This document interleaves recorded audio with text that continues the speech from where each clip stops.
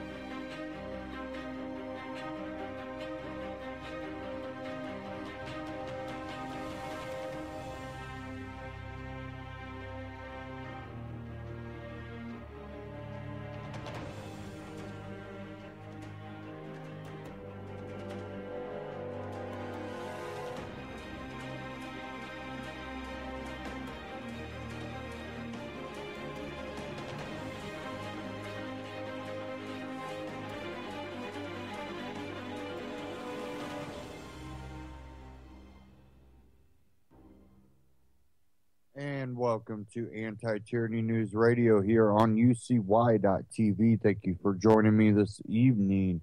Some of the news we'll get into, White House looking to creep into 401ks.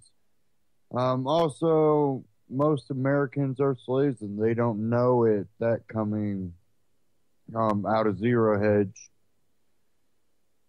We'll get into those.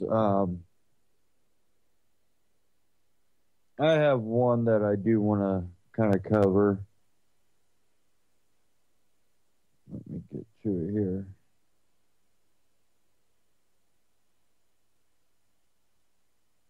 Maybe sometime today.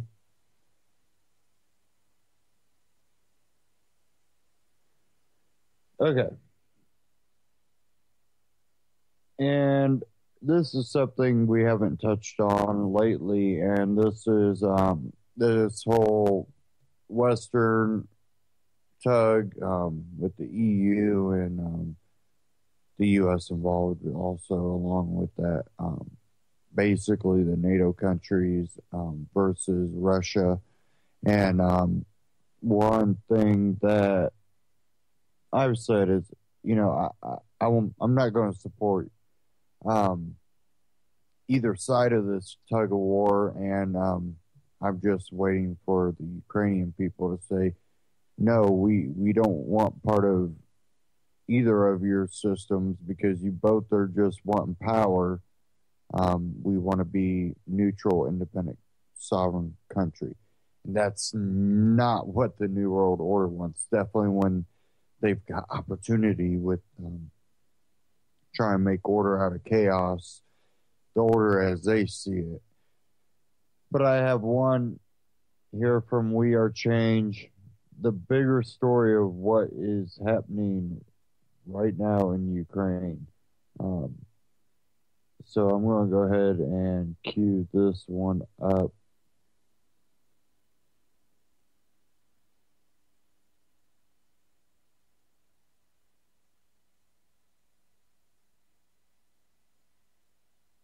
The current situation between the U.S. European newly elected government of Kiev and pro-Russian separatists in the east of Ukraine is looking really bad right now. The current situation, as we know, a couple of days ago, there was a truce, a peace treaty announced between the east and the west, between Russia, Ukraine, the European Union, Germany. They made sure the fighting, the conflict would stop in this very key, important European country. And surprise, the truce has been broken 139 times just on the first day alone. And many people say it is not working and it will not work. We told you this a week ago, February 9th. We made a video saying why the Ukrainian peace talks, which didn't happen, weren't going to happen, why the Ukrainian peace talks will cause war. We went into great detail telling you how this ceasefire will not work. It doesn't take a rocket scientist to look at the bigger things that are happening behind the scenes. It's a very confusing chess game that's unfolding between Russia, the US, Europe, NATO, in this country, in this European proxy country that's being used and divided and conquered. And of course, everyone's playing chess, but the mainstream media likes to think you're playing checkers. No, it's a lot more complicated than you think. We're going to break down in great detail about what happened here. First of all, Ukraine is stuck in a very horrible situation where thousands of their troops are actually surrounded in a very key important town that the rebels say is theirs, but the Ukrainian government says, no, it's theirs. And they're stuck, and this is where most of the fighting is taking place. Ukraine is also dealing with the issue of people not wanting to fight. The Ukrainian government, just a few weeks ago, getting ready to fight the pro-Russian separatists, spreading propaganda of how they're going to have to fight Russia, started a mass conscription trying to get 50,000 people to join the Ukrainian army to fight the rebels. And of course, the people are fighting back, saying they're sick of the war. They are losing support of the people. Ukraine is also in a horrible economic situation. They're about to default on their debt. They are not energy independent in any way, shape, or form. Now, energy is huge. This is why the fighting is taking place, not only between these two major forces, but the newly elected pro-Western backed government in Kiev understands that coal, which they get from this region, which is being held by the rebels, is very important to Ukraine. Ukraine is also indebted to Russia for $4.5 billion because they borrowed money for oil to be imported into Ukraine. Ukraine owes $4.5 billion to Russia. They are screwed because they are broke. They cannot pay for the war. They are not energy independent. Now, what's going to happen? Like it does in all these other countries throughout history, and if you look at the foreign policy, who comes in? The IMF. The IMF came in and gave a $17.5 billion loan to Kiev. $17.5 billion. Now, of course, Keebler-Elf, this plutocrat billionaire, George Soros, just during the start of this year, a few weeks ago, was saying how the U.S. should be giving Ukraine $50 billion to go after Russia. And Kiev, the government that was over, the newly elected government that was before overthrown, said, yes, we'll take it. We'll use it right on defense. And George Soros is pretty much saying, give them the money so they could fight Russia for you. That's what George Soros, a man whose organizations were a part of overthrowing the original government in Kiev, is trying to do. Now, why are they doing this? And of course, we're seeing all the things behind the scenes that are not being reported on the news. Very important key developments with this loan agreement by the IMF. One specific detail that's in there is saying that Ukraine has to open up their biotech farming and sell off their land to private hands. What happens? Right before the loan comes into hand, Ukraine changes the law that banned private sector land ownership in the country. They now overturn that law. This new loan or crack loan came in by the IMF. They're changing the laws. Monsanto has just set up a new firm in Ukraine, and many people are saying Ukraine agrees to Monsanto land grab for $17 billion. Now, this situation gets uglier because we know the IMF, whenever they do come in, they buy up all the land. They control the laws. They control the rules. They control the economics, and they do it in the favor of the very few. People like Soros, corporations like Monsanto. It's a land grab. Now, of course, Russia heard this news too, that $17.5 billion was just given by the IMF. The IMF also has a policy strictly forbidding giving money to a country that's at war, but they also let that one go and agreed to give Ukraine $17.5 billion. Russia hears about this, and they're like, are you going to pay us back? Because you owe us $4.5 billion. And of course, the EU answers back saying, no, there's no guarantee that we're going to pay you back. Even though Ukraine now has the money to pay you back, we're not going to pay you back. And of course, this is not going to help the truth in any way, shape, or form, because the European Union is saying, screw you. We don't care if Ukraine owes you money. We're going to give them money anyway. They have enough money to pay you, but no. And of course, this pisses off Russia. And just a few hours ago, they are conducting military drills in the Mediterranean, flexing their military might and having their troops ready on alert. And as we reported last week, NATO is also getting their troops on alert in this region, being ready to go to fight this conflict. Poland in the region is seeing everything unfolding behind the scenes, and they are declaring that they're going to spend $42 billion in the next decade, spending it on military. Because, of course, the military-industrial complex has to survive and thrive. And the main... Okay, I'm going to stop that there. This was posted February 17th. And then I previously mentioned an article where the U.S. military... I don't know if it was some part of NATO or I don't know, but it was U.S. military troops on a border town parading their military tanks and stuff in the parade right next to the Russian border. What you also see right now is an itchiness for on part of Israel to go after Iran. And Russia and Iran are basically, they're the evil partners, which I don't claim them to be good people. I don't see really any government as good people. And that's the point. We can play sides, but we're all kind of getting screwed in this deal. And the confrontation between these sides is basically heading towards a world war, but also a war on the people by their governments, whether it be over in the EU or Russia or Ukraine. We're seeing more of devastation for a lot of people, except for the ones in power, the ones that claim they're there to help you, which we know basically is a lie. And the reason I wanted to get into this, again, that was We Are Change. It's one of those things that when we see all of this heading up, we have to look at what's going on with our foreign policy.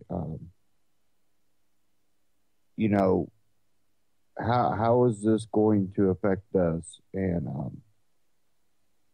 what we're seeing is a attack basically on Russia and its abilities to continue to prosper, knowing that they're hoarding gold. They do sit on oil. Gaining Ukraine limits their ability to transport the oil.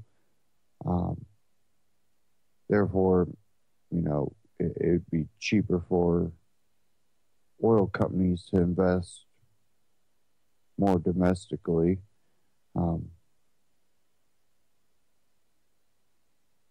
When you start looking at how everything's kind of connecting,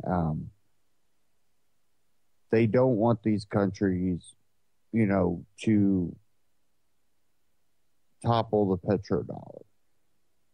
And this also goes down to power in general.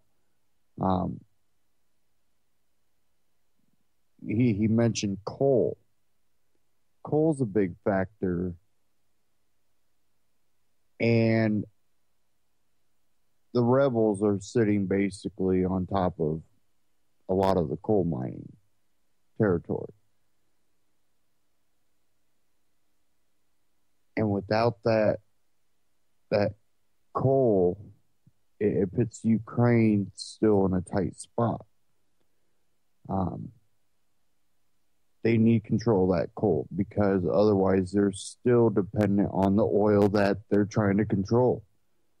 If they can have the coal, it gives them more freedom of movement to tax and profit off of the oil, which, if you're going to say, there should be profit made off of oil, well, who's maintaining it and whose land is it? And are they maintaining it or are they causing harm to others and their rights? And I think that's kind of where it lies. And you go, well, it's going through our country. So you're propping up government that also taxes you. What you should be calling for is, since you don't tax them, don't tax me either. Not because you tax me, you should be taxing them. No. But it definitely is something that they want, those coal reserves. That helps them play other cards. Also, they understand what Russia, China are trying to do. Let me see if I have this. I'm hoping I bookmarked it.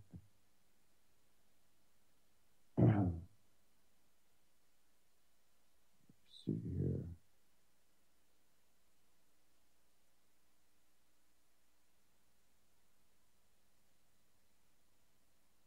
I had an article up. I'm thinking I probably end up not bookmarking it.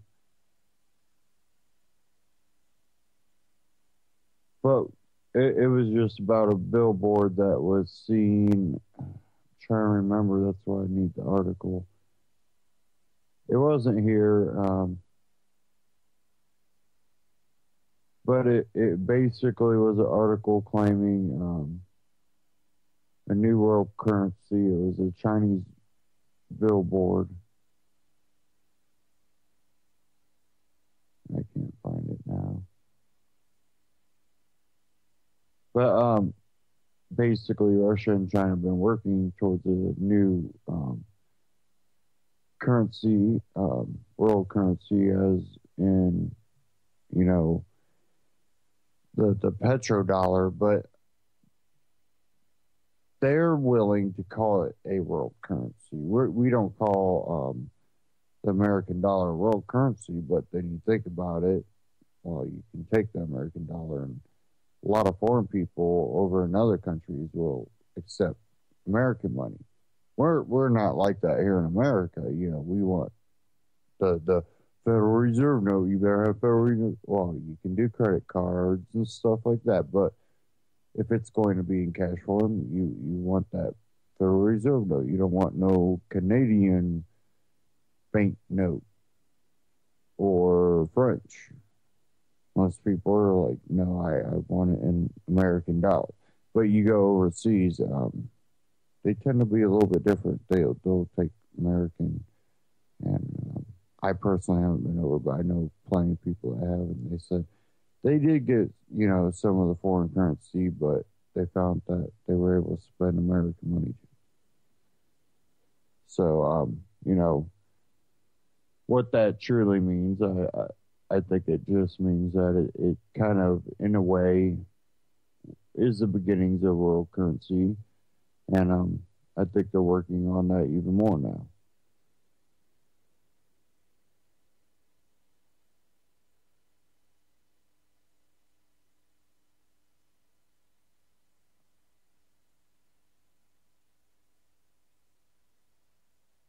And I'm going to go into kind of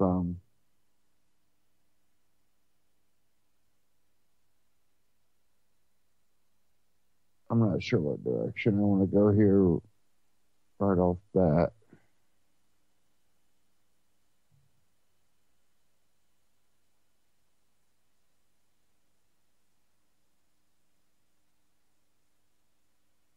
Um, we'll kind of get into the internet and how that's being managed to possibly censor us. We don't know exactly what's going to come out of the FCC and how they're going to attempt to regulate the internet and the ISPs, and how, them regulating the ISPs means exactly what is where the problem lies. I got quite a few things covering that. That also leads into some other news I have, and give me a second here.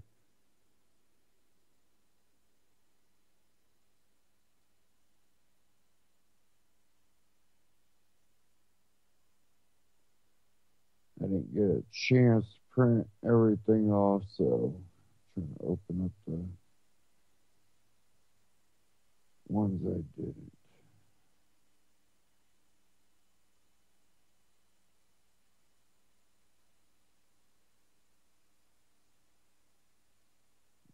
It's taking a little time to load here.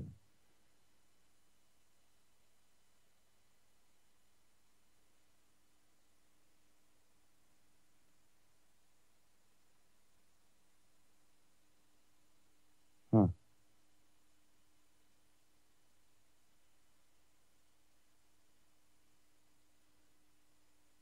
Okay, here we go.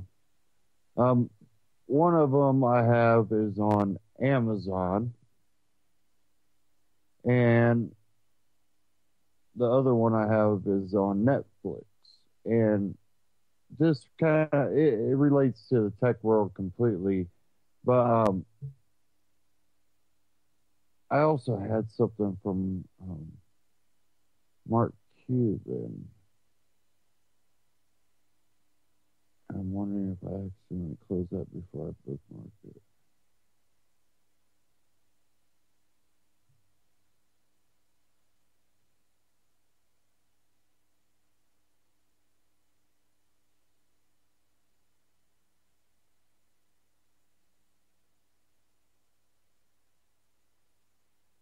Thinking I did.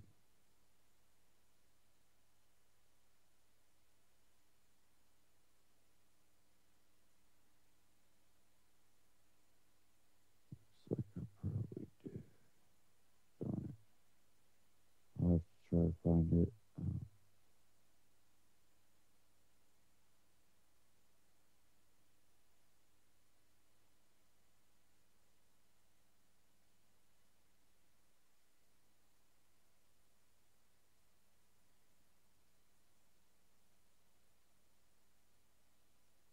Darn it.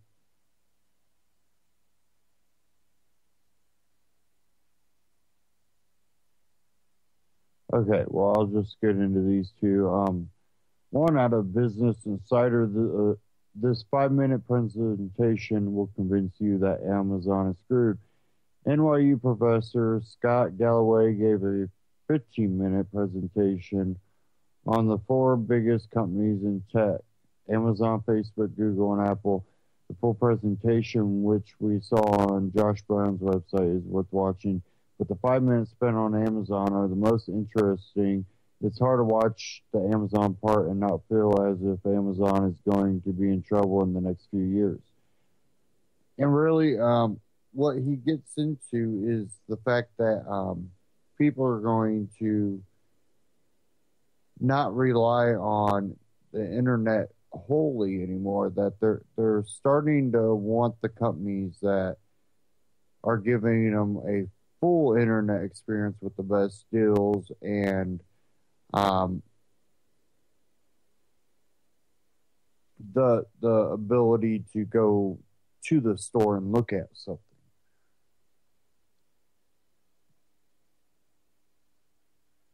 And if you buy things off the internet at all, um, there's quite a few times that you'll get something and be like, okay, this is not what I thought I was buying. The description is very misleading, and this is definitely not what I thought I was getting. So, people want to be able to go, I don't think I want to buy that online. I think I'll go to a store. And there's a lot of brick and mortar places that are slowly really getting their whole online presence kind of in gear. And one is Walmart. I think the main problem with Walmart is their store selection, because they do try to carry a little bit of everything, that they only have a little bit of everything. They never seem to have, the eggs and the bacon, which they do. But I'm saying, as a figure of speech, you go there usually for something quick. You walk in and, well, they'll have one thing you need, but they won't have the other. It just becomes a hassle to even go there. Well, I think that's the main issue with Walmart. They've definitely widened their selection of different things, but they've narrowed their selection of, specific departments.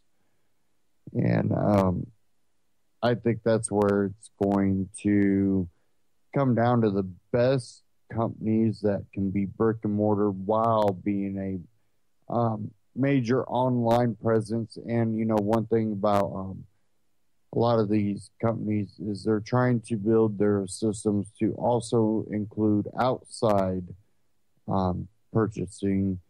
I don't know if they're doing it in an affiliate way where they can put it on their website and sell it through their website through the same store that's handling their warehouse, able to kind of embed that affiliate link to the item that you're looking for.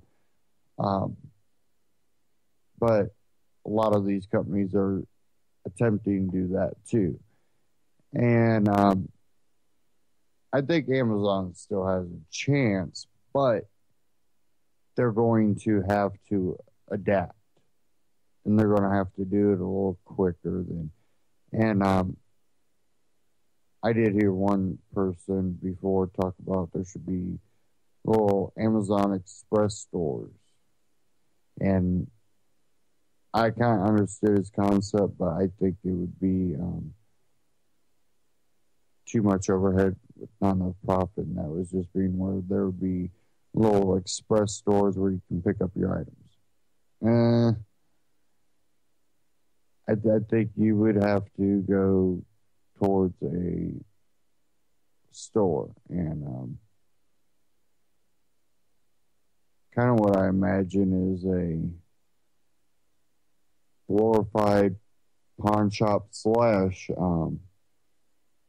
mart, where there's bricks and mortars that they carry used things that are of high quality and new things, and used as is. But I want to play part of this. I might let it play through, but this presentation he gave, it's really interesting, and let's see that one.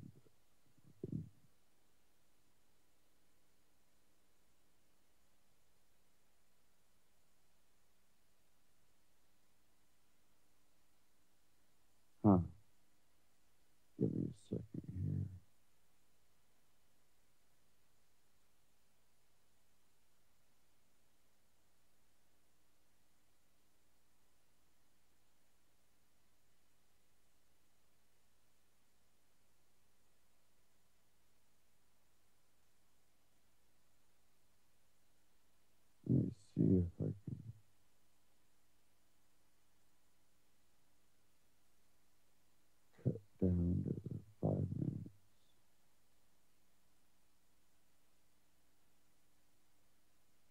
Take me a second here, guys.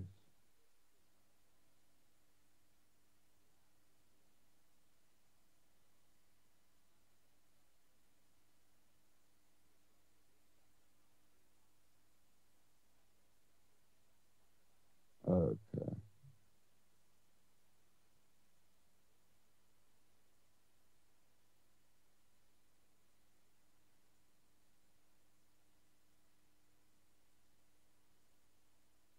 Okay, here we go.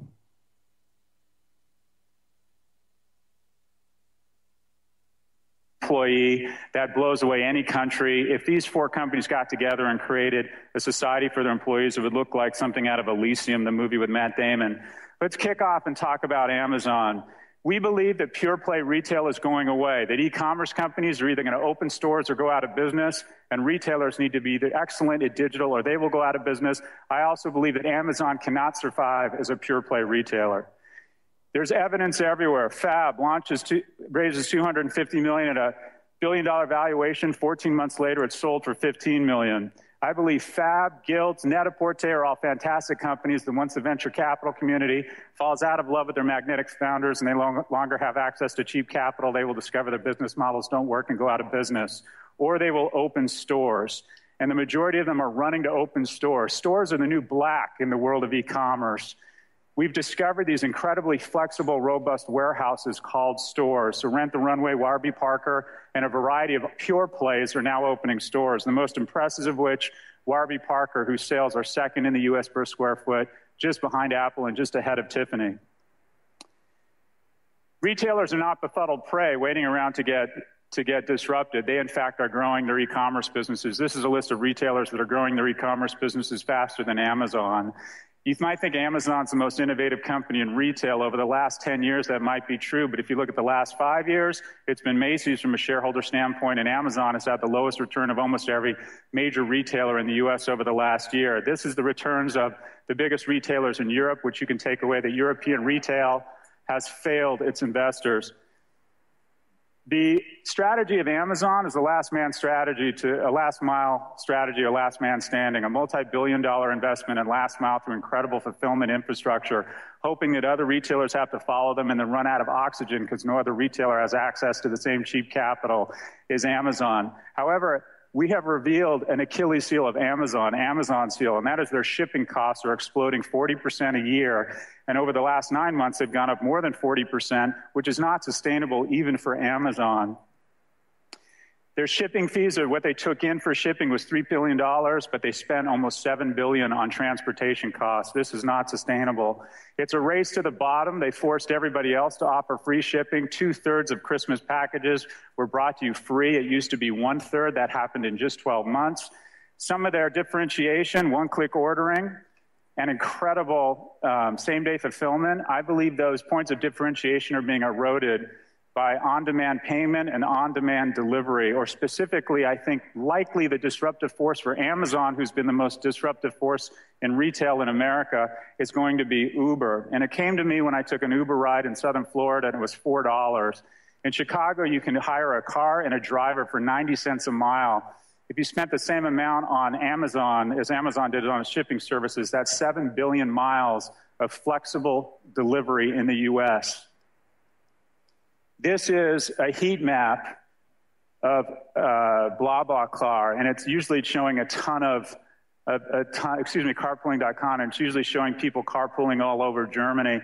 And what I see are not people sharing cars. I see flexible work staff without brown or yellow DHL uniforms who are going to be delivering packages. This guy is about to disrupt Amazon, in our view. The other big trend in retail is something pretty boring people don't talk about: click and collect, ordering online, picking up in store. It ends up that stores are fantastic and flexible warehouses. 2/3 of Europeans have tried this before. In the US, we're well behind.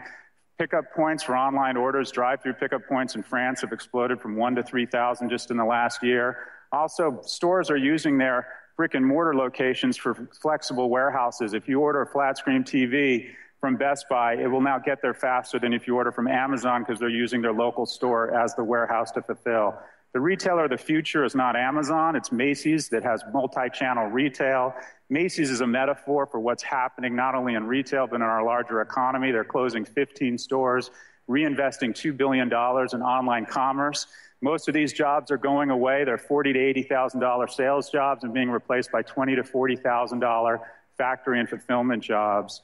It's a larger metaphor for the economy where we're losing middle-class jobs, some services jobs going away, some growth in healthcare and education, some fantastic new jobs for people in the information economy.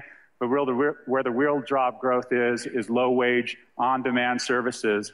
The smartphone economy is going to be outstanding for employment. It's going to be terrible for wages. Some predictions: Amazon will decline in value. Amazon will make a transformative brick-and-mortar acquisition in the next 12 months because they have no choice. Pure play does not work. Top candidates: Radio Shack. My favorite is I think they will buy a gas station company and use gas stations that are decreasing in their importance, such that people can pick up their orders, or they may in fact buy or invest in the U.S. Post Office.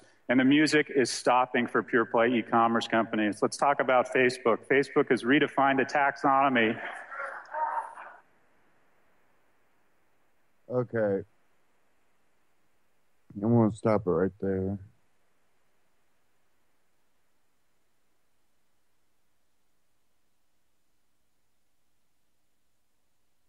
Oh, excuse me, I had a sneeze there. Now, there's a thing, though, that Amazon has a framework that really still kind of conquers, I believe, on the internet when it comes to finding things. The ability to find things that you can't find in other places a lot of times, even eBay or whatever, a lot of times it's Amazon that you end up finding. Now, them buying a brick and mortar, again, I heard someone mention just a, pickup point. And I think they're going to have to go a little bit bigger than just a pickup point. The majority of it's going to have to be pickup, but they need to keep it small, but not too small, where they can carry some of the most popular things that they sell. Enough showroom to be able to do that, but not really much more than that. More warehousing that they can get things. And said something about U.S. Post. I don't think they'll go U.S. Post. I think they'll find one of the postal services that, other than the U.S. Postal Service, of course, one of the private ones that aren't doing too well compared to the others, and basically invest in buying them.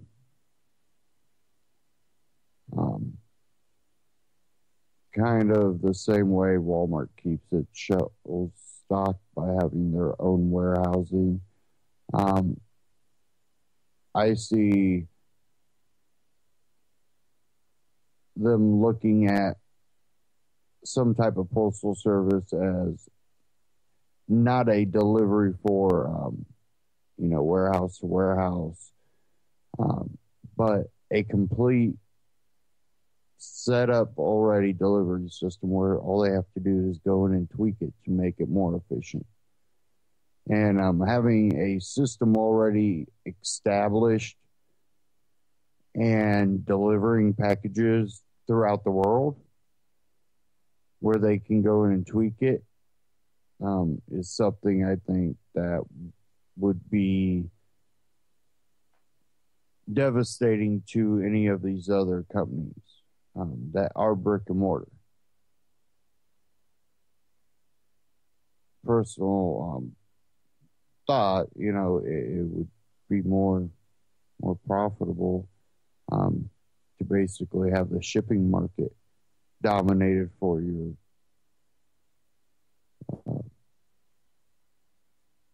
warehousing. But, brick and mortar, I think you know, when you're in front of the internet already so much, or a computer, a lot of jobs anymore, even automotive, or um, a lot of these people are running into, building smart houses, and those are becoming more popular among the trendy people. And people want interaction. Like, I'm tired of looking at a computer. I want to interact with people. I want to go out and get outside of my house.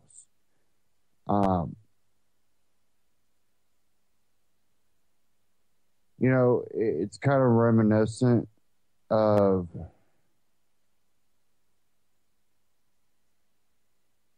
how the government interacts with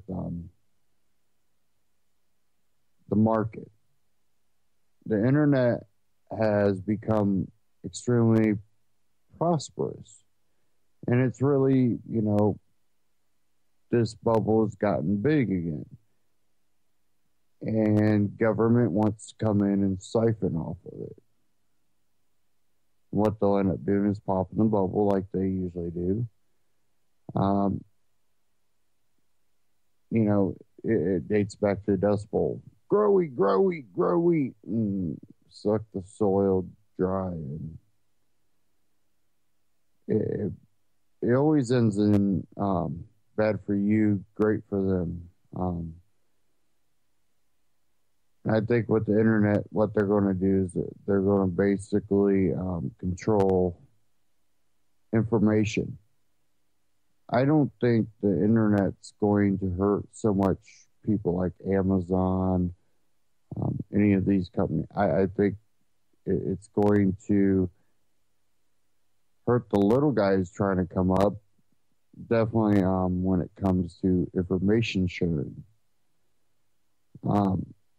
That is where I think that's headed.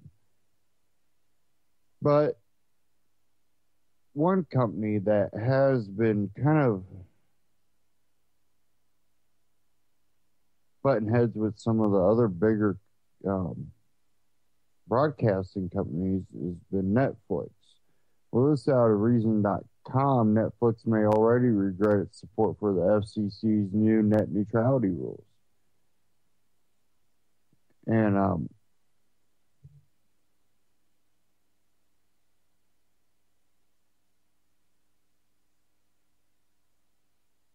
I'm going to read part of this, and then there's a clip I'm going to play too. Over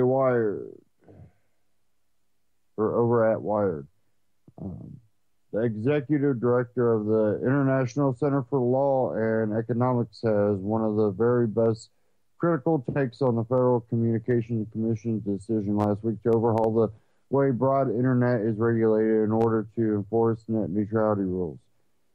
Maine makes a couple points that are worth repeating. It's Geoffrey Maine. He's the executive director at International Center for Law and Economics. The first is the new regulations give the agency license to go far beyond what supporters of the Title II net neutrality regime have said is necessary, and in doing so may actually inhibit more valuable and effective consumer protection regulations from the Federal Trade Commission. You were sold a bill of goods when analysis told you net neutrality was all about protecting the next Facebook from evil ISPs. Think about it. If you're the next Facebook, who do you think is more worried about you, your ISP or Facebook itself? And I think I read this from another article Wednesday. But it goes on to say that, Netflix may already be regretting its decision. Well, yeah, if you're a little company, you best bet if you supported this. And when I say little, Netflix, even though it's kind of popular, a lot of people don't like it because, well, can't get the stuff fast enough. They want it the day after. And that's where a lot of these companies keep their control. I'm not going to go ahead and play this clip, but I'll go on to something else. But I have one here from We Are Change that I'll play. And the threat against internet freedom worldwide. And we know, places like China try to censor their internet. I think hackers in the long run are going to play a valuable tool in making the ability for people that aren't quite, that technically skilled will be profitable. And I think time's running out for anything like that. But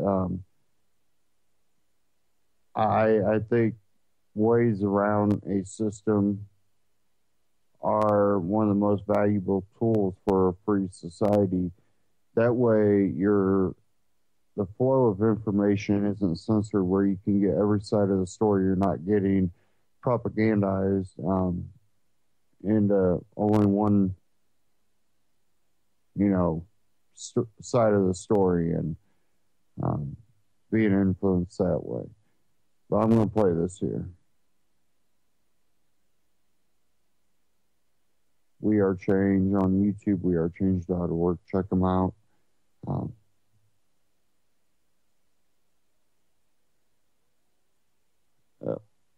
Okay, here we go. This is James Corbett, CorbettReport.com, joined today in Acapulco, Mexico, with Dan Dix of PressForTruth.ca and Luke Rudkowski of WeAreChange.org. Today we're going to be talking about something that affects all three of us. Dan, of course, in Canada, Luke in America, myself in Japan. That is the pressing dangers to internet freedom in legislation that has either just been passed or is being passed or wants to be passed in all three of these countries. We're going to start with Dan talking about what's happening in Canada. I know you've been covering this recently. What are the latest threats to internet freedom in Canada? Well, the latest one that's threatening us right now is Bill C-51. This was actually introduced back in 2011, but prior to 2011, it was under the guise of trying to stop internet pornography and on children. So it was under that guise, but when that didn't work and didn't pass through, they switched up the game and switched it to Bill C-51. 3 years have passed. It's still not going to fly. So now that the Canadians are getting involved in fighting terrorism abroad, now we've brought this onto us. So this is why they're trying to pass this on now. Bill C-51 whisk it through in the face of all the current terrorism going on to restrict the rights of people such as us. This thing is going to restrict our abilities to be able to communicate with one another. It'll give the intelligence communities, the intelligence agencies, the ability to preemptively stop us from doing things if they suspect that we may be involved in some sort of terrorism activities. So this is detrimental for Canadians, so that it's incredibly important to stand up for this. As you said, this is not only happening in Canada, it's going on all over the world right now.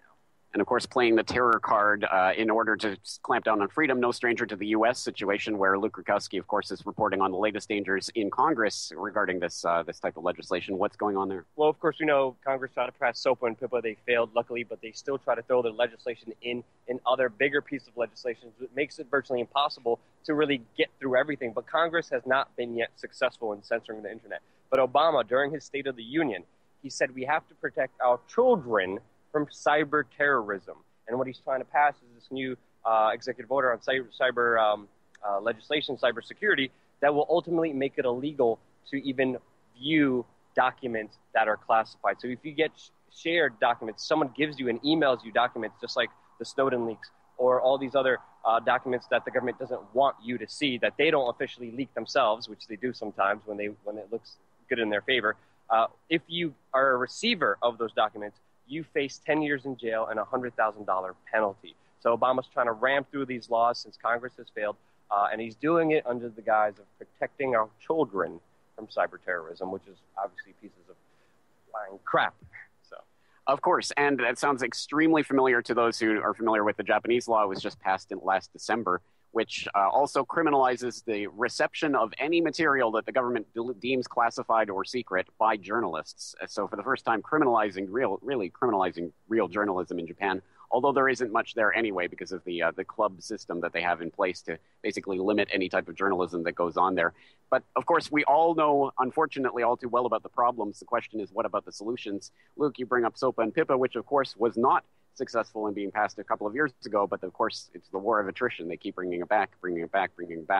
The question is this something that we're going to get blocked legislatively, or is there a more fundamental level at which we can be attacking this? Luke, your thoughts? Well, one thing that we know is that the system, the powers that be, always take 2 steps forwards and 1 step back. This is their step back, but they're going to make 2 steps forwards. So we have to be aware of what's happening within our kind of legal political system and bring attention to it. Just this mere fact of other people being aware of this made sure that this bill would not pass. Our attention and what we focus on and what we want, it's a constant tug of war between the powers that be and the people who are supposedly represented by the government. So I've never been a fan of lobbying politicians. I've never been a fan of asking criminals for help with crime, because you're going to get more crime, and the government always finds, out of a problem, a solution that only works out better for them, which creates more problems. I believe in spreading attention. I believe in people innovating new technologies, new encryptions, new kind of outlets that kind of bypass the old system. So I'm really optimistic because we've seen so many people, whenever a government creates a roadblock, bam, they always create a different way around it. We've seen that in the Bitcoin community. We've seen that in the encryption community. We're learning every day about what's safe and what's not safe. So again, to me, empower yourself with knowledge. Don't seek answers from the criminals creating the problems, but seek answers from your community, your people, and all the innovators. And especially with all this advance in technology, the government is having a very hard time at, creating all these laws to stop the free flow of information. So I'm optimistic. I don't think they will be successful, but we have to be alert. And the only way they can't be successful if we give it our attention and fight it as best as we can by spreading the information as wide as we can. You bring up good points. Technology always the double-edged sword. If they try to use it against us, there are people who will find ways to use it against them as well, which is exactly what this free internet media is all about. But also, you bring up the point that it was the mass mobilization that happened around things like SOPA and PIPA that made the blockage of that legislation possible because of the mass awareness. It's one of the few issues. 14 years of occupation of Afghanistan, 1 million dead Iraqis, all these things don't matter to people, but talk about censoring the internet and people get up in arms. How about in Canada? Is this one of those touchstone issues that people care about in that degree? Not enough. The problem in Canada is that not enough people are really aware that this is even an issue in the first place. So I think in our case, awareness is absolutely key. I put out a video about this back in 2011, ranting and raving and screaming to people, we got to do something about this. And I didn't get very much of a response about that at all. Now that it's more prominent and it's in the news and it's in the mainstream, people are starting to pay a little bit more attention.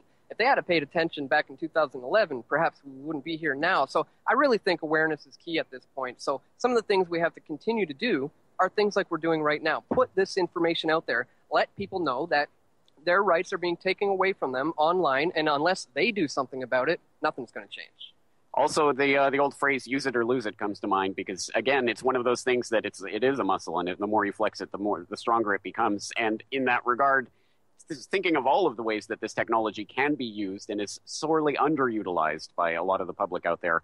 Obviously, citizen media like We Are Changed, like Press for Truth, like hopefully the Corbett Report are ways that anyone out there, literally in the audience who is listening to this, who can make a video, who can do a podcast, who can put out a video, or who can even share this information with others, is doing something to help in this regard. And also, we've got to keep using the internet for what it's for, which is spreading of freedom and truth. And cat videos if you want, but make sure that there's a bit of freedom and truth in there. All right, Luke, any final thoughts on this issue? You said it perfectly. The internet and technology and information is like a muscle. If we don't use it, we're going to become weak, pathetic little slime bags. But if we use it, we empower ourselves, nothing is impossible. The future of society at large is within our hands. They're trying to take away this amazing moment in history that we never had before, but they won't be successful unless we stand up for our rights and be vocal about it. Dan, any words of encouragement for Canadians out there teetering on the fence? now is the time to get involved. If you're not excited about getting into exposing these issues, now is the time. I mean, things are ramping up like exponentially. So I just encourage you, if you've never done this before, if you're just getting into this, dive in head first and start making changes. Go online, get a YouTube channel, start posting on Facebook, get a Twitter account, get this information out there. Whatever you can do, just dive head in. And my Japanese brothers and sisters, you're at the forefront of a lot of this censorship as well. So please follow this advice and start getting the word out about these incredible issues. This is James Corbett in Acapulco, Mexico, with Luke Rudkowski of We Are Change and Dan Dix of Press for Truth.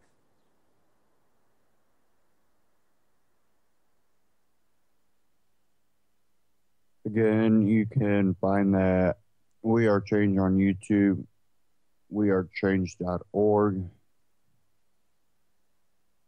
Now, that's one of the most important things, is the ability for information to flow. Now, that doesn't mean that we're not going to get misinformation on the internet. People always go, oh yeah, I believe what you read on the internet or watch on the internet. And I go, yeah, and believe what you watch on TV and hear on the radio and read in a book. Because we're always told lies and truths. And it's really up to each individual to educate themselves, read into a topic from every angle that it's observed and talked about, and find the evidence that supports things. And, where there's a lack of evidence from any side, you have to make your own conclusion about that. But you have to educate yourself and really look deep into things. And I think that's also a problem with society too, is they like to stay comfortable. And if they start looking at something and they start figuring out the truth, and that truth makes them uncomfortable, sometimes you either run back to try to forget and not learn anything else, or you get deeper and deeper and deeper involved in. I think the more that people start looking into things, the more aware people are becoming. Now, when it comes to the answer, I don't think any one person has a perfect answer. I don't have a perfect answer. But we understand that, a lot of people understand that a flawed person rolling over another flawed person does not help anything out. Someone claiming authority over another person when they haven't done anything to harm anyone, victimless crimes. When you really think about it, when you really get deep down, does a speed limit stop someone from speeding? No, but they can get pulled over. Okay, does that stop them from speeding the next time, the next day, on the way home? Does it do anything to prevent it? No. Well, then why do we promote it and promote cops pulling people over, giving them a ticket, and taking money from them when they haven't harmed anybody?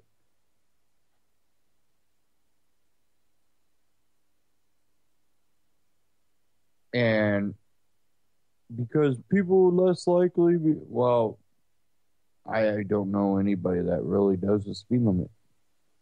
If they do, half of the time they're doing under the speed limit. They're not even reaching the speed limit.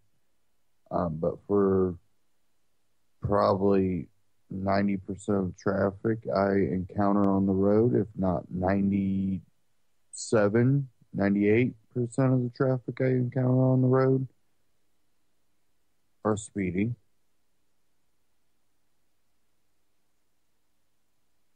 Usually, it's, if you don't break that, depending on where you are, 5, 10 mile an hour is the speed limit, you never get pulled over. It's usually 5 towards the end of the month.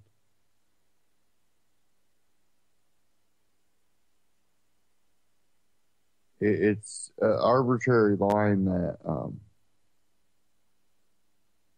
does not really affect it. And they go, because it'll stop them from speeding, that puts people's lives in danger. Well, does that really dictate the speed they go? Well, yeah, someone doing 80 is going to kill someone. Well, people doing 30 kill people too. They could run over a kid. Yeah, and they do at slow speeds.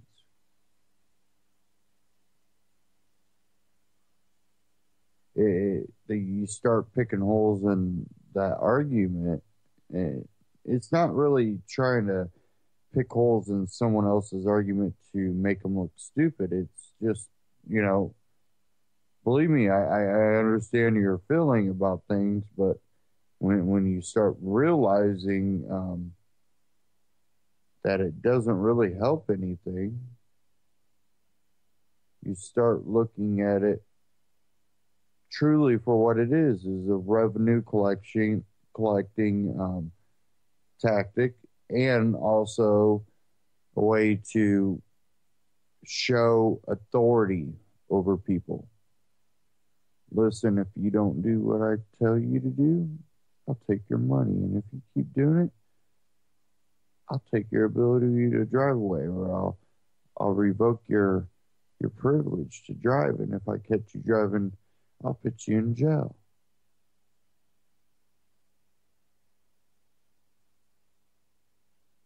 It's a show of force, and a way of paying for that is the revenue collection from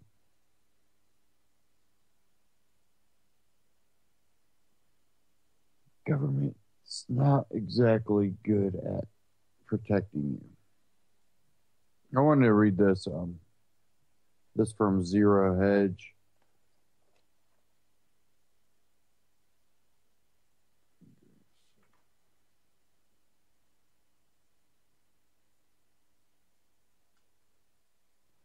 Most Americans are slaves and they don't even know it.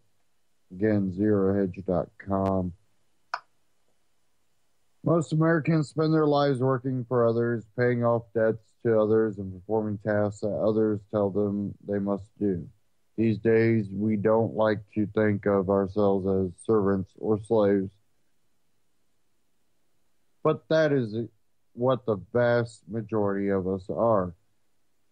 It is just the mechanism of our enslavement have become much more sophisticated over time. It has been said that the borrower is the servant of the lender, and most of us start going into debt very early into our adult years.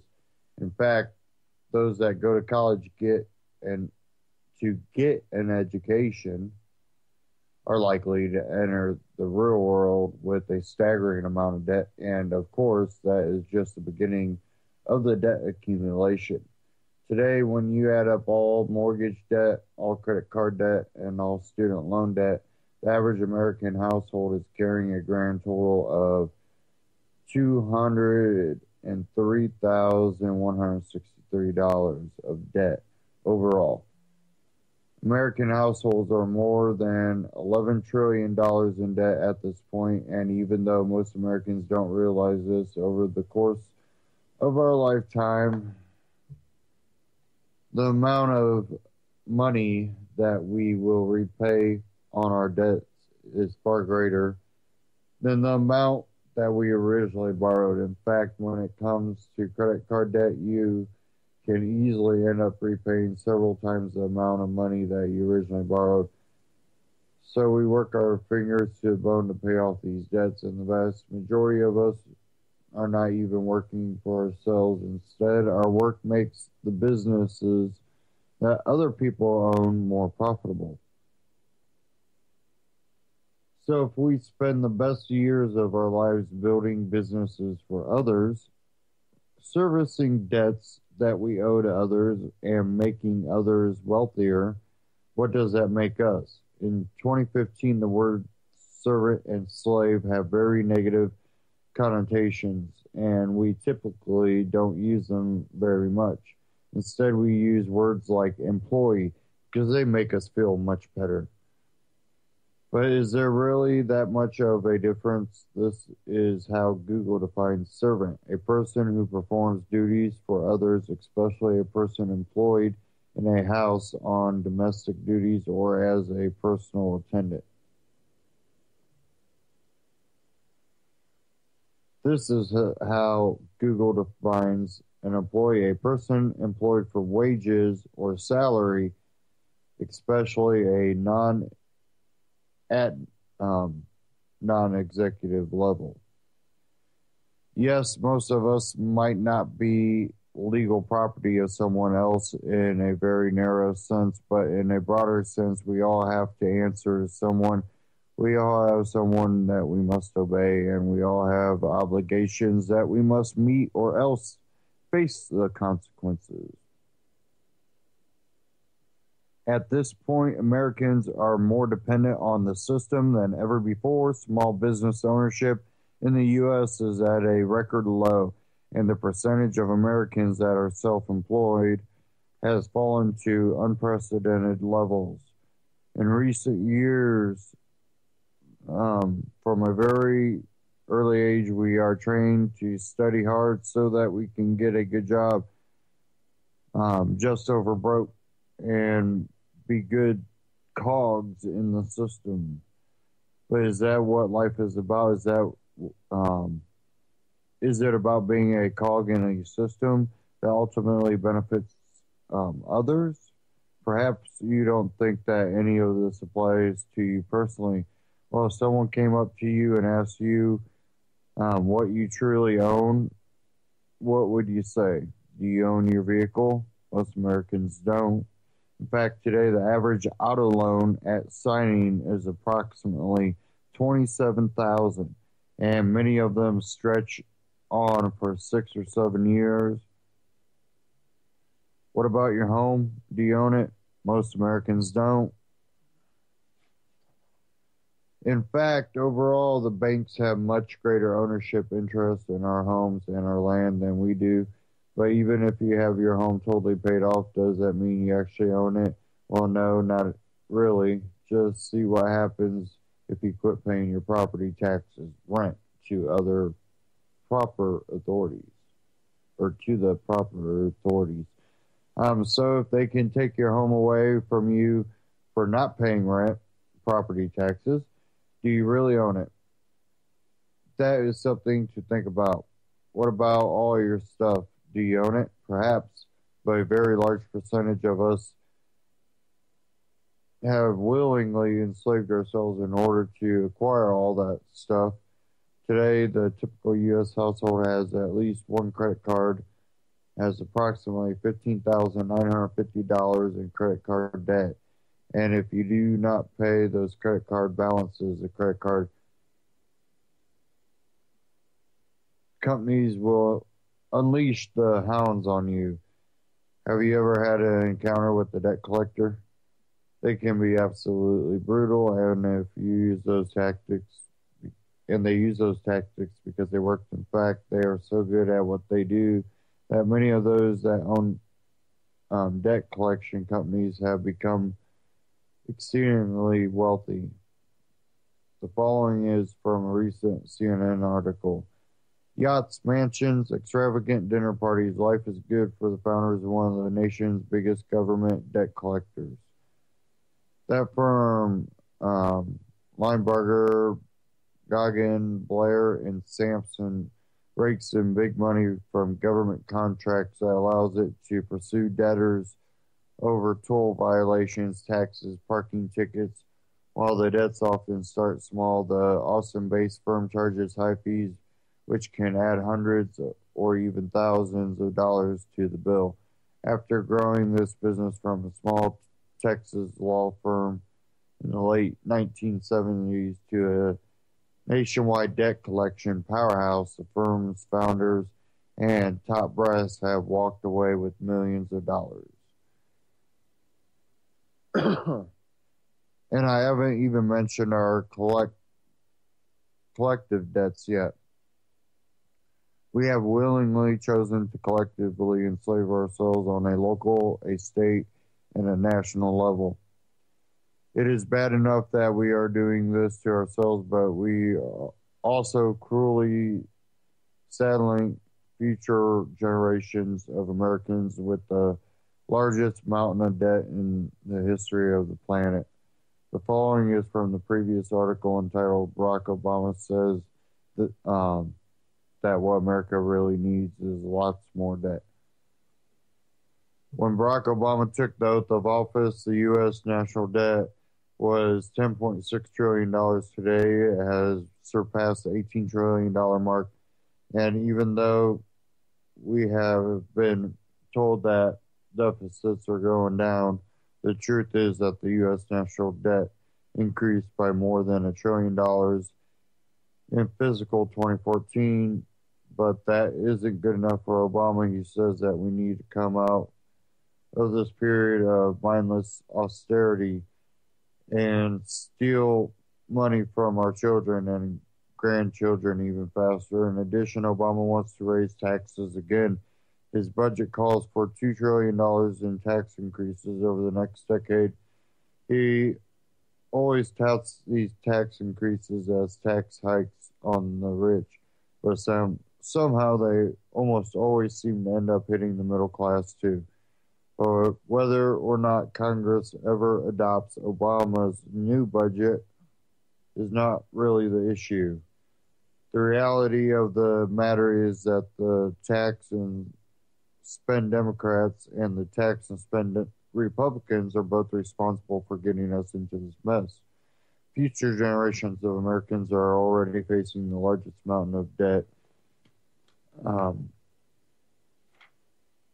in the history of the planet, and both parties want to make the mountain of debt even higher. The only disagreement is about how fast it should happen. It is a national disgrace, but most Americans have come to accept this as normal. If our children and our grandchildren get the opportunity, they will curse us for what we have done to them. Again, that was out of zerohedge.com. That was titled Most Americans Are Enslaved and They Don't Even Know It. And that was by Tyler Durden. And, you know, this really kind of scratches on the surface of what I talk about on this broadcast a lot. And the thing is we curse previous generations for allowing it to get where it is. And we have to also realize that the majority of the populace is constantly manipulated.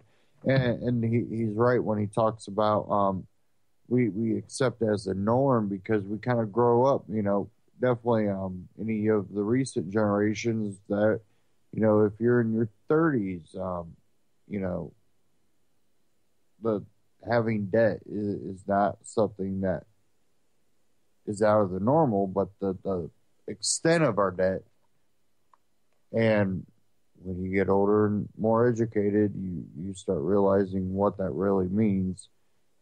That doesn't mean these government officials, these rich people are going to have debt. This means that you that are stuck here in America because you don't have money to move to the next country or part of the world that allows you to prosper. They do.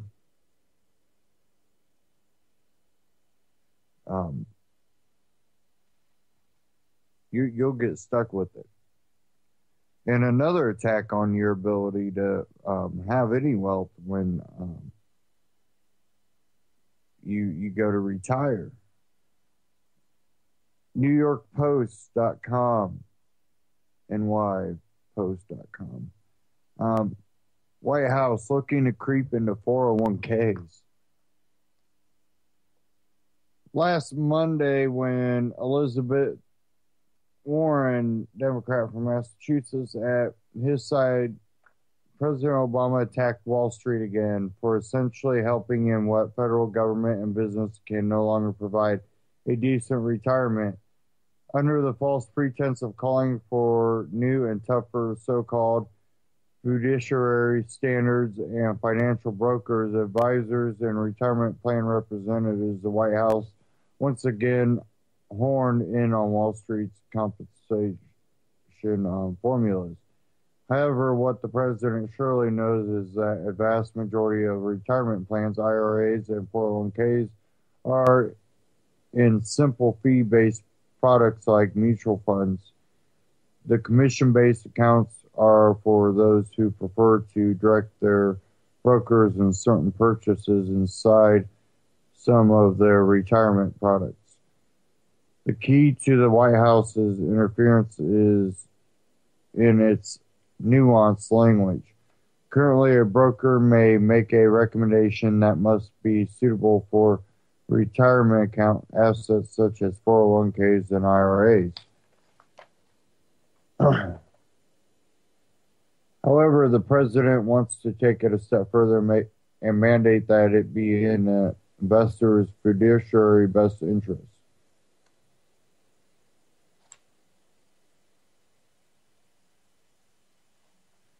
The administration surely knows that commission rates and fees on Wall Street have never been better for the consumer, and to pretend to be able to offer even cheaper rates seems disingenuous. It also opens a huge can of worms. What if an investor who has been successful with Apple wants to buy 100 or more shares of tech giant for his or her self-directed IRA? Does the administration really want a broker to interfere because, in the broker's opinion, it is in the best interest of the investor? It's all about control. It's your money, America. The system functions quite well. Adding your pages of red tape will not improve performance, but it just may get your broker to drop your account, just as many credit lines were closed after Dodd-Frank passed. Many on Wall Street and non-political economists feel one of the things holding back our economy is the ever-increasing creep of socialism and added regulation into our finances. Just look at the mandated, innocuous sounding Affordable Care Act, aka Obamacare, at its passage in 2010. We were promised a savings of $200 or $2,500 per family. Well, look what happened. The average annual cost of health insurance premium for family coverage was $13,770 in 2010. In 2014, it was $16,000. That's about $3,834, according to the Kaiser Family Foundation. That's a 22.25% increase in 4 years. Additionally, the average deductible for single coverage jumped from $917 to $1,217, an increase of 32.71%, and out-of-pocket prescription costs and copay rose as well. Remember how Dodd-Frank was going to change banking for the better for the consumer and help the middle class get improved treatment? Well, in the world of government outreach, it's always the average Joe who gets hurt. Look no further than the checking and bank fees that eat into your accounts month in, month out. In 2009, 76% of banks offered a checking account with no minimum balance and no monthly fee. Today, only 38% do, according to Bankrate. Meanwhile, the minimum account balance to qualify for no-fee checking at banks has skyrocketed to $6,118 per the Heritage Foundation. Oh, and it's a lot harder and more costly for the average American to get a mortgage today. So much for government intervention. Furthermore, there are very few stories about brokers absconding with 401k or IRA funds, which was one of the reasons noted for this vague and misleading regulatory rule. And if there are creeps who try to rip people off, everyone is protected by the FDIC, SIPC, and the SEC and FINRA regulations and insurance. And what about Social Security? Its future remains in question for those in their late 50s and under. And these same DC denizens want to run our private retirement accounts. Come on, IRAs and 401ks are the few savings products that actually do work in the country for everyone. IRAs and 401ks are personal retirement accounts, not government pensions. Says, please keep your hand out of our pockets. Again, that one out of New York Post, nypost.com. And like I've said in the past, anytime they see any profit being made, they immediately go after it. And they'll continue to do that because as long as theft is okay, basically, they're going to take advantage of it.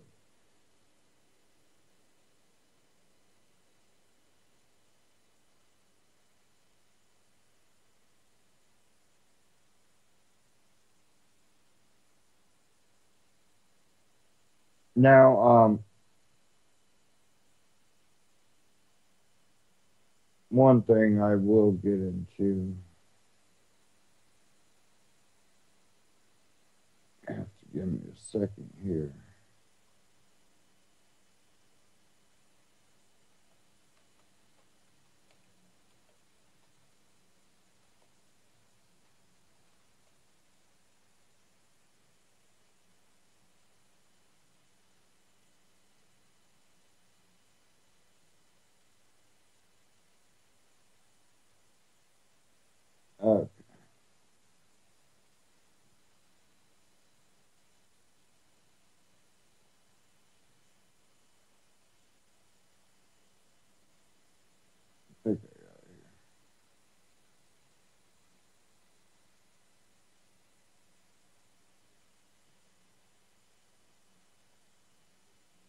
Okay.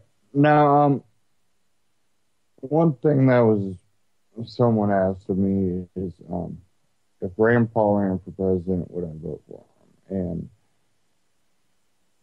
I basically told him I just don't have any faith of being able to change at the federal level. I think it's at such corrupt level that we have to make changes for liberty at the local level and use alternative means that don't involve the Federal Reserve and tying ourselves to anything federal, including accepting federal funding, in order to protect our freedoms.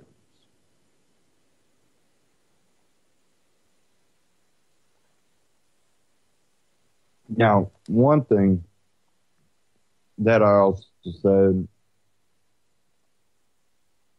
is, even voting for someone like him, thinking he could do change, the things that I think he's totally wrong about, or at least the things I think he's expressed, I think he's totally wrong about. There's also a couple other personal things that I've seen that I disliked about him. He's definitely not Ron Paul. Definitely his son, not too far from the tree, but far enough that I'm definitely not sure exactly who he is.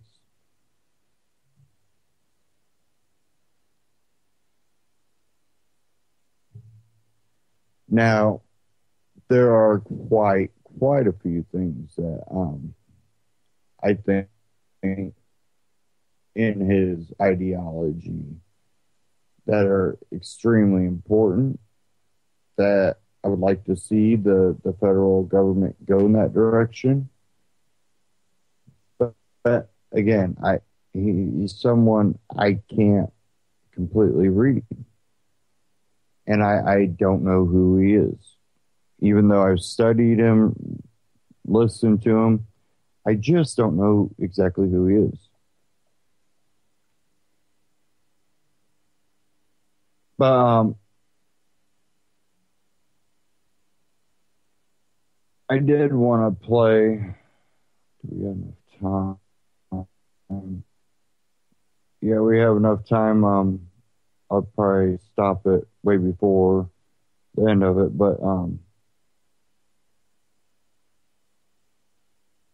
Rand Paul, CPAC 2015.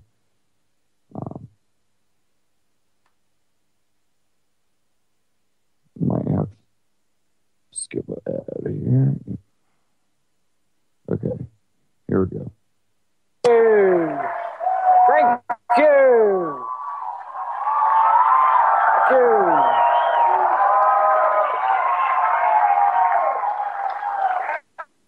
There comes a time in the history of nations when fear and forgetfulness cause a nation to hesitate, to waver, and perhaps even to succumb.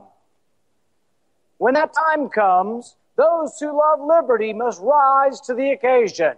Will you, lovers of liberty, will you rise to the occasion?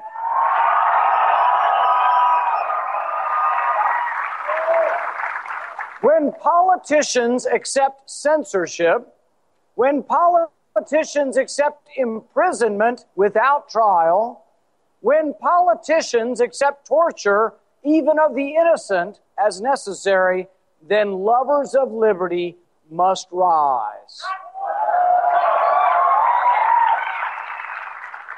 We must rise and stand with our forefathers who stared down the king. We must rise as free men and women and reclaim our birthright. We must protect and defend the Constitution against all enemies, foreign and domestic.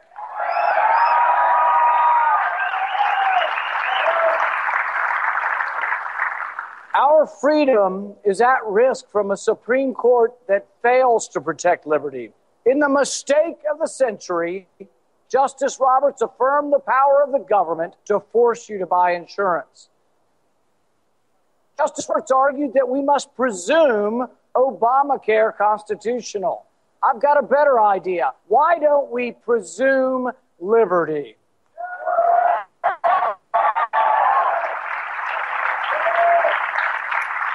Just as we are presumed innocent, so too we should be presumed free. President Obama's fundamental promise that if you like your doctor, that you can keep them, was a lie. Obamacare, at its very core, takes away a patient's right to choose. I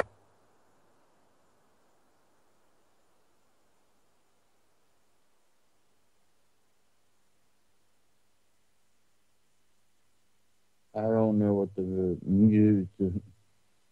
I don't know what the music's about, but whatever. It's playing on the video.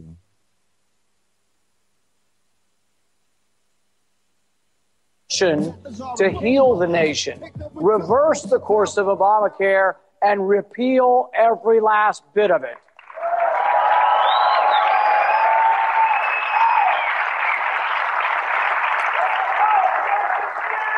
We must remember that our rights are unlimited, unenumerated, and given to us by God. Don't let anyone tell you otherwise.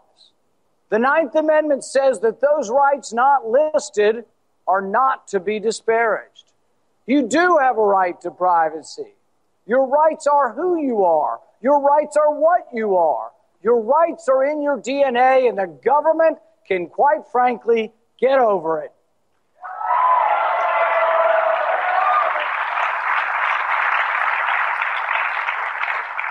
To defend our country, we need to gather intelligence on the enemy. But when the intelligence director lies to Congress, how are we to trust them? Are we to trust them to collect and hold every American's phone records? I say that your phone records are yours. I say that the phone records of law-abiding citizens are none of their damn business.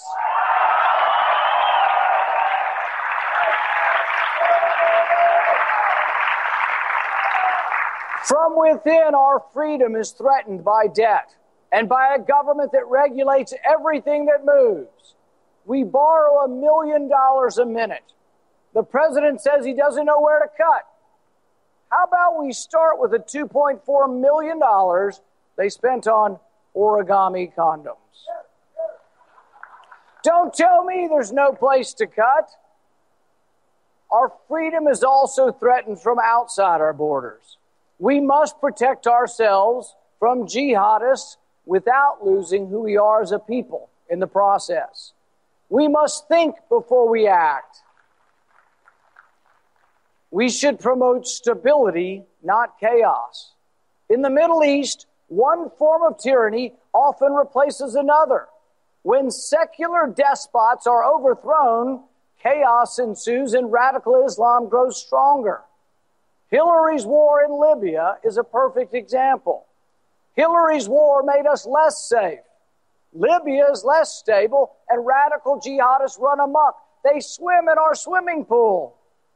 Hillary's war in Libya allowed thousands of surface-to-air missiles to fall into the hands of radical Islamists.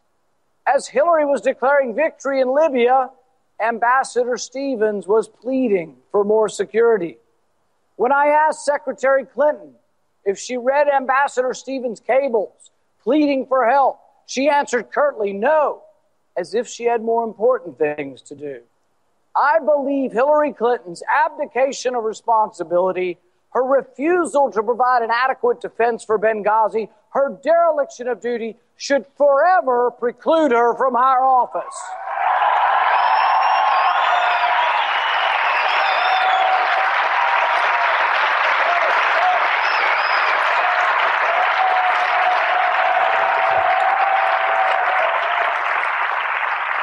It's time for Hillary Clinton to permanently retire.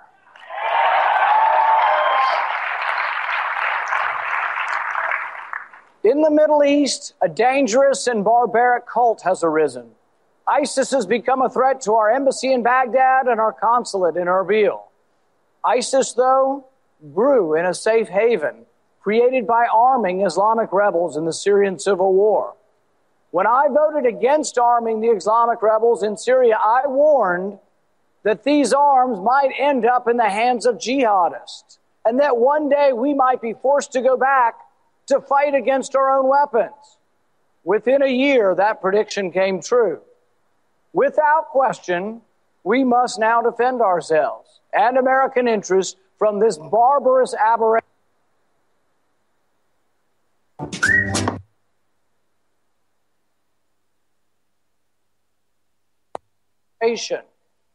But it troubles me that we must now fight against our own weapons. We need a national defense robust enough to defend against all attacks, modern enough to deter all enemies, and nimble enough to defend our vital interests. But we also need a foreign policy that encourages stability, not chaos.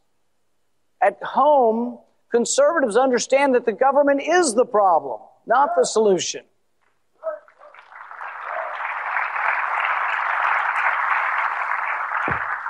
But as conservatives, we should not succumb to the notion that a government inept at home will somehow become successful abroad.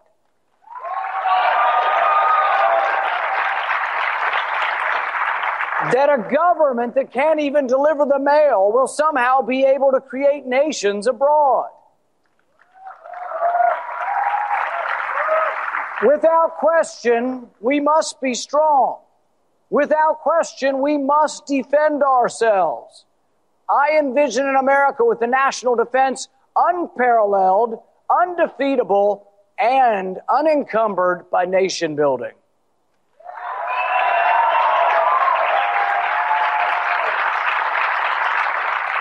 I envision a national defense that promotes, as Reagan put it, peace through strength.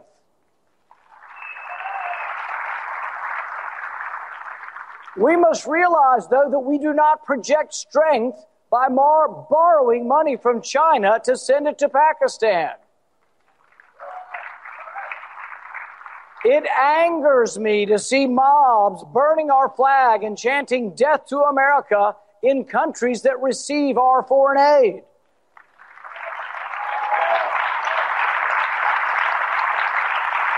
I say it must end. I say not one penny more to these haters of America.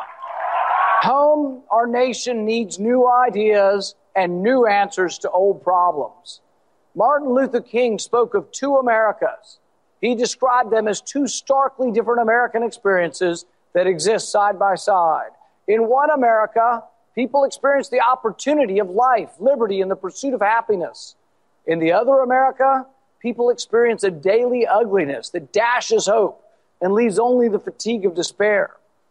I was born into the America that experiences and believes in opportunity. But my trips to Ferguson and Detroit and Atlanta and Chicago have revealed what I consider to be an undercurrent of unease in our country. Liberal policies have failed our inner cities.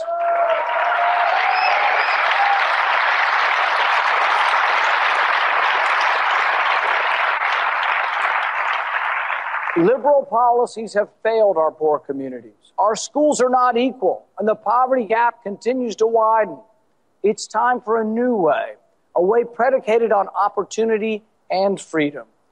Those of us who have enjoyed the American dream must break down the wall that separates us from the other America. The president's answer is to raise taxes again. I believe we should do the opposite. I propose we cut everyone's taxes from the richest to the poorest.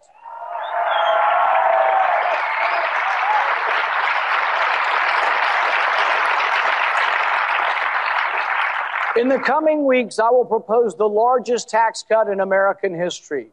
A tax cut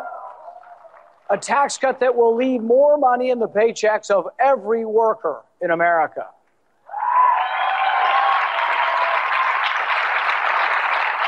My tax plan will get the IRS out of your life and out of the way of every job creator in America. My plan will also cut spending and balance the budget in just 5 years.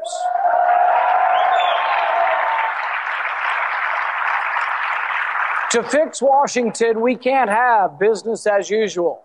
Often bills are plopped on our desk with only a few hours to review. No one, and I mean no one, is able to read what is in the bill. I propose something truly outrageous. Congress should read every bill. Congress should also live under the laws they pass. I have a constitutional amendment that says Congress shall pass no law that exempts themselves.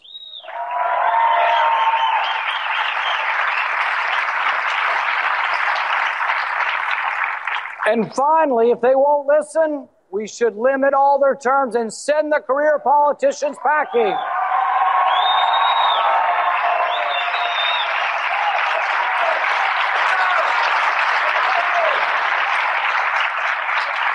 And while we're at it, maybe we ought to limit the terms of out-of-control federal judges as well.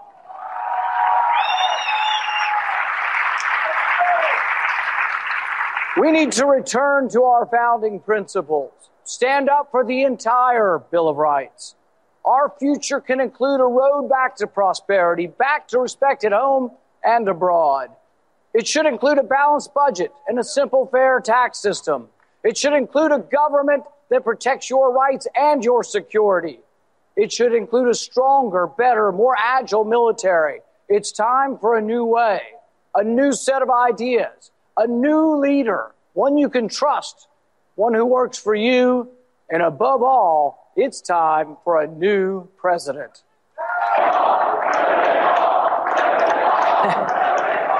I believe that America has much greatness left, but we must believe in ourselves, believe in our founding documents, believe in the economic system that creates more stuff for more people than at any time in recorded history. American innovations have changed the world for the better. America is an idea factory, and there are ideas yet to be born. You and your friends create those ideas. You are America's greatest hope, America's dream. Our best days are ahead of us. It is not the desire for wealth that drives us. What drives us is the desire for freedom. The history of man is the history of men and women striving to restrain the power of government and expand the realm of freedom. Will you stand with me? Will you fight for freedom? Will you vote for freedom? Okay, I'm going to stop it there. I think the one thing about Rand Paul is he does have a lot of support from old-time Ron Paul supporters. Not all of them. A lot of us have become really, I would say, a little bit harder core libertarians. And it's out of our own experience with,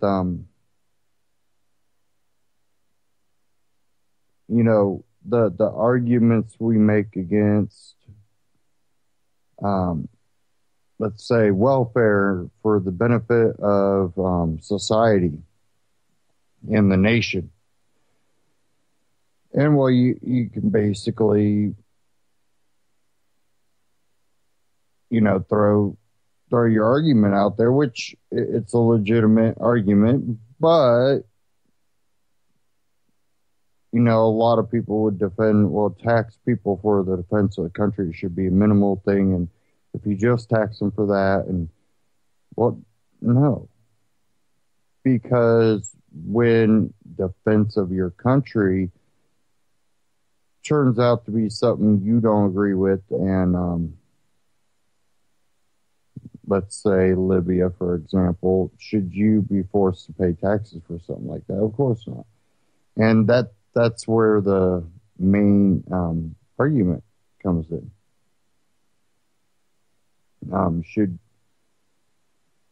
Should you be taxed in the first place? And if you're libertarian at all in your ideology, I'm not saying party wise, but in your ideology, you would definitely say no. And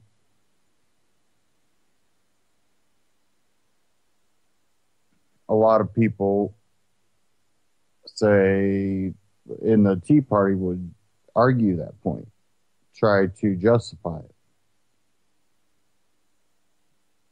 And I think he might be banking on the support of all these old-time Ron Paul supporters, along with people he's been trying to please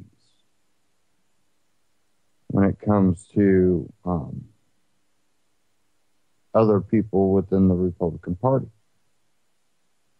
and try to cater to what they want and they believe is good. And I think he's been playing that double-edged sword that really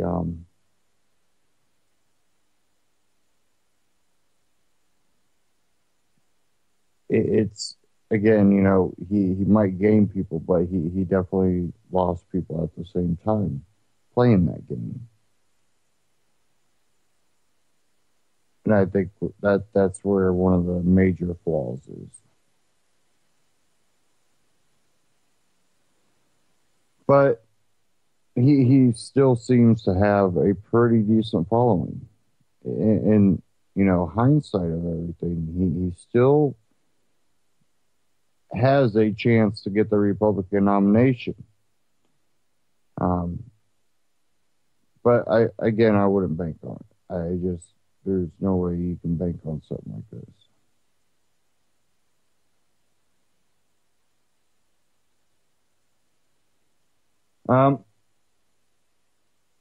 See where we are. Okay, got about 15 minutes.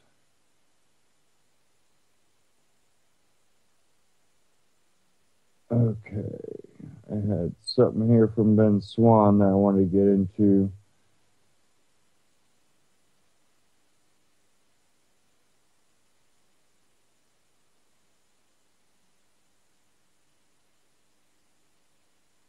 Okay, here we go.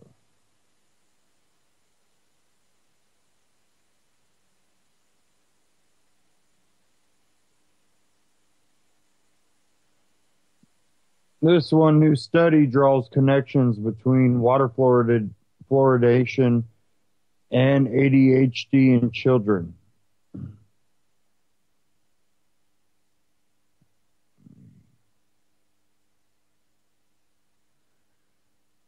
Says the study comes from the Department of Psychology at Toronto's York University, was published in the Environmental Health Journal.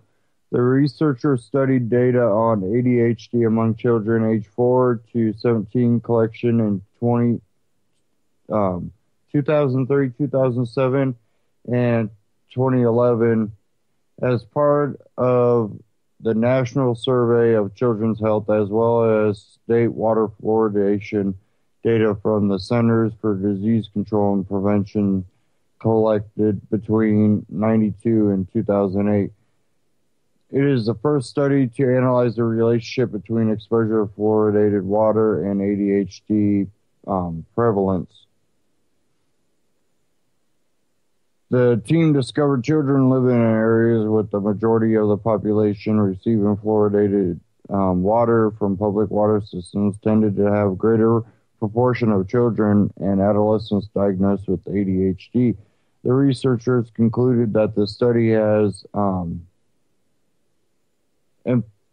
empirically demonstrated an association between more widespread exposure to fluoridated water and increased ADHD prevalence in the United States children and adolescents, even after controlling for socioeconomic status, SES, or something like that. The findings suggest that fluoridated water may be an environmental risk factor for ADHD. Previous studies have shown rats exposed to fluoride chemicals also exhibit ADHD-like symptoms. Other studies have found impaired learning and memory among rats that drank 5 milligrams of sodium fluoride treated water for 6 months or 20 milligrams for 3 months. The paper that further studies are needed to understand advises that further studies are needed to understand the relationship between fluoride exposure and ADHD. ADHD was also prevalent in higher rates for males, children of low socioeconomic status, older children, and for children whose parents had a high school education compared to those parents did not graduate high school.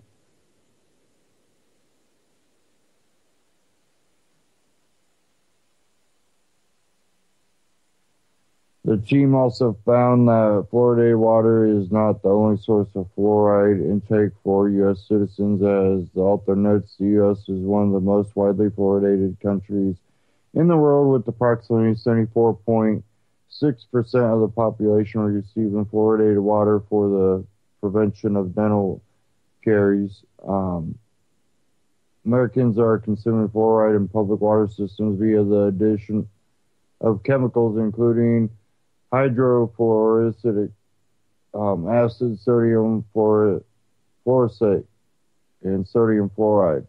The study comes on the heels of a study published in the BMJ's Journal of Epidemiology and Community Health, which confirmed fluoride's negative effect on the thyroid gland and possible connection to depression, weight gain, and other negative health effects. Researchers with the University of Kent in England examined thyroid activity for those in areas with fluoridated water and those without. The team examined 95% of the English population in 2012 and 2013 and found high rates of underactive thyroid were 30% more likely in areas with high fluoride concentration, and underactive thyroid can lead to depression, weight gain, fatigue, and aching muscles. The researchers reference a previous study that found exposure to water fluoridated at relatively low concentrations and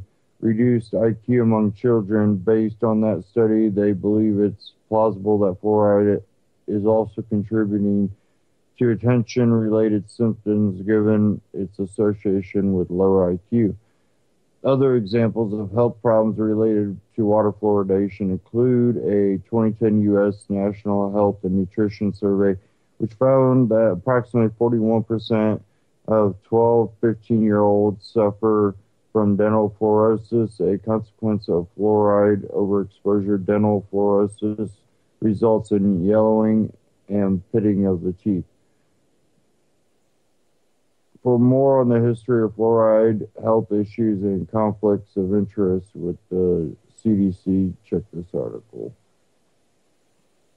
And again, I found that at benswan.com. And basically, they're just pointing. No problem there.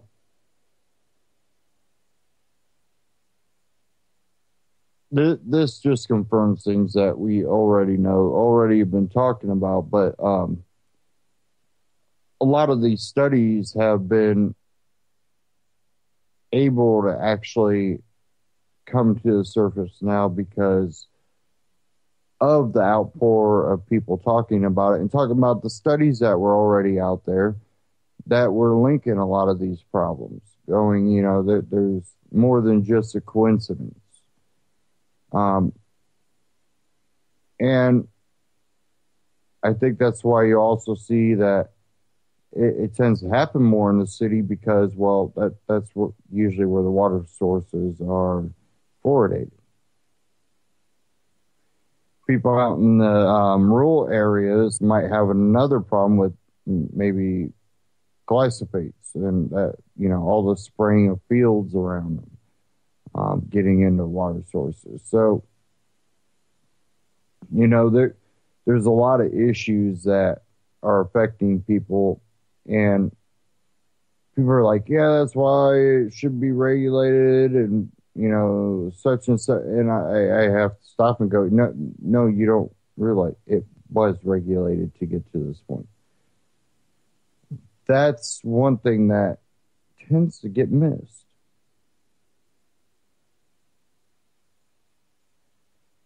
And it's monopolies put where they get their pass because government's there to protect them. Or at least a lot of times they think. And not always does it turn out that way.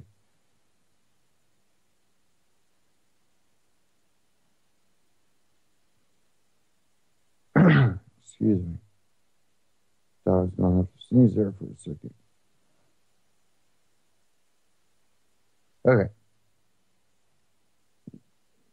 We look at all this and it's amazing, the names that you get called, and then something comes out like this that coincides with what we've been saying. And are you going to hear anybody apologize?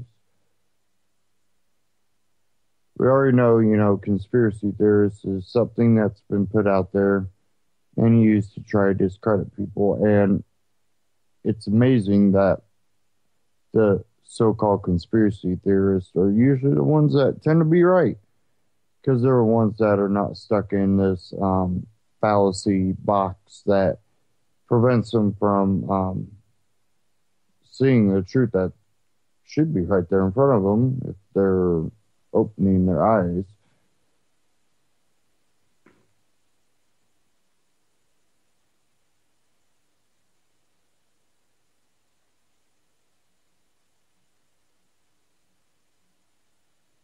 Okay.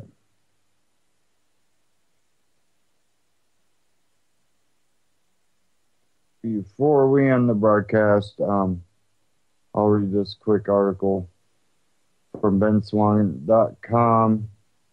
Benghazi committee subpoenas Hillary Clinton's private emails for investigation.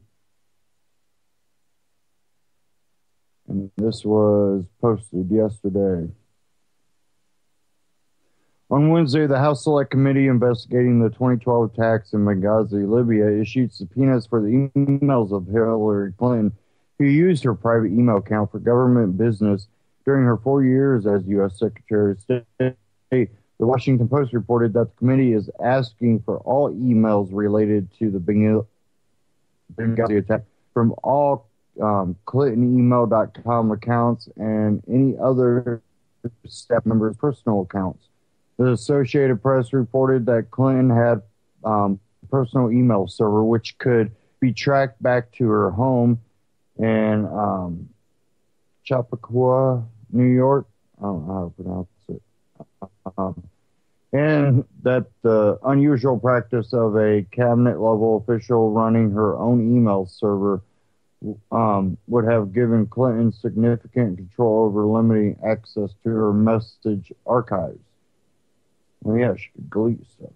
Jamal Warr, the committee's communications director, released a statement on Wednesday announcing the committee's decision. The Select Committee on Benghazi today issued subpoenas for all communications of former Secretary of State email Clinton related to Libya and to the State Department for other individuals who have information pertinent to the investigation. The committee also has issued preservation letters to internet firms informing them of their legal obligation to protect all relevant documents.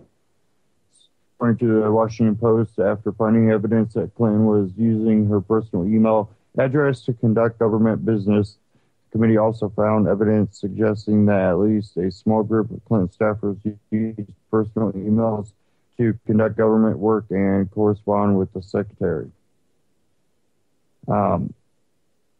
And if you don't know exactly what's going on with the Clinton one, is she had her own server in her own home, which gives her access over to delete things.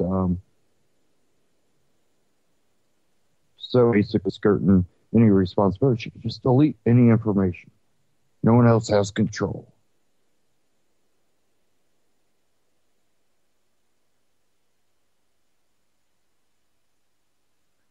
Says here, Representative Elijah Cummings, ranking member of the House Select Committee on Benghazi, defended Clinton, saying that her use of private email has been public knowledge for several years. He said he sees this as an effort to go after Hillary Clinton, period.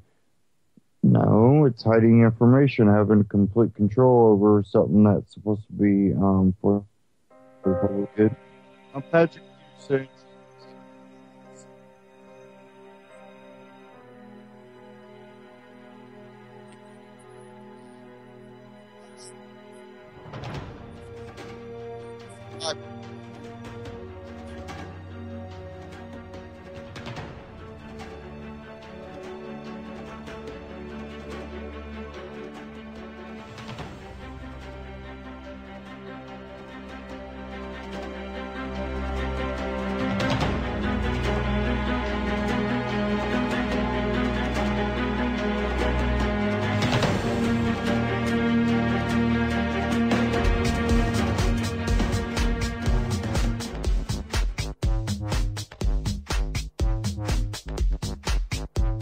This is Ozzy Skateboard, and you're listening to UCLI.tv.